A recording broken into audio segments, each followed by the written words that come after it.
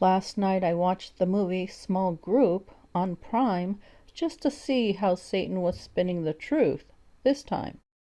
You know, it's one of Satan's schemes if mainstream media is promoting something Christian, since Satan, the ruler and god of this world, would never promote the truth, being that he's a lying murderer, according to John 8:44, who set out to be like the Most High to deceive the nations, according to Isaiah 14:14 and Revelation 23, for example.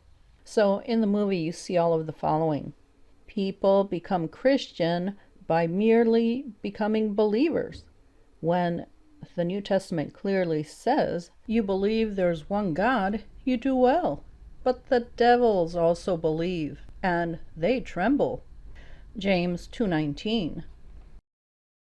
The Christianity portrayed in the movie is institutional, when Jesus warned us that a hired hand cares nothing for the sheep, John 10:13.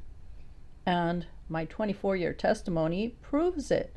And God had Frank Viola and George Barna cover it in detail in their book, Pagan Christianity. This is not real Christianity.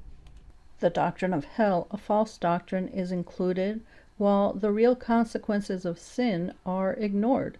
Specifically, that those who practice the evil things will be rising again to judgment, John 4:29.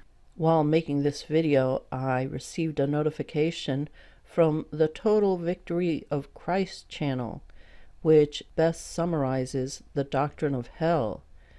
He has a whole playlist on it, and the notification was for this video, Bible Torment Explained, and it sums it up. What a lie Christians have believed and peddled. And the truth that hell isn't real is being used by Satan to deceive loads of people, not just professing Christians. Since hell is such a ridiculous doctrine, they feel free to believe some of the Bible while rejecting other parts they don't like, essentially worship God without Christ. And again, the evidence for the New Testament for Christ being the Son of God is over the top, as I covered near the beginning of the playlist. And he makes it clear that whoever does not honor the Son does not honor the Father who sent him, John 5:32. So if you're not a born-again Christian, you're deceived that you're honoring God. What you're doing is honoring Satan. It's what every born-again Christian did before they became born again. And it's what most born-again Christians are currently doing, as I've covered on the playlist. And it's not what you want to do. There is no change in behavior when the New Testament makes it clear that this is what's required to put off our old self, which belongs to our former manner of life and is corrupt through deceitful desires, Ephesians 4:22. That we would no longer be enslaved to sin, Romans 6:6. Yet they continue with their yoga, which is demonic. According to Yogapedia, yoga means to yoke or to unite. Well, who are you uniting with? It says it's a union between body, mind, and spirit. Notice that spirit is lowercase, not uppercase. John 4:24 says God is a spirit, uppercase, the Spirit. But there's another spirit, the spirit of the God of this world and all the other fallen angels. And according to Webster's, yoga means union with God. Again, notice it is lowercase God. That would be the God of this world. 2 Corinthians 4:4. His name is Destroyer, Revelation 9:11, commonly known as Satan.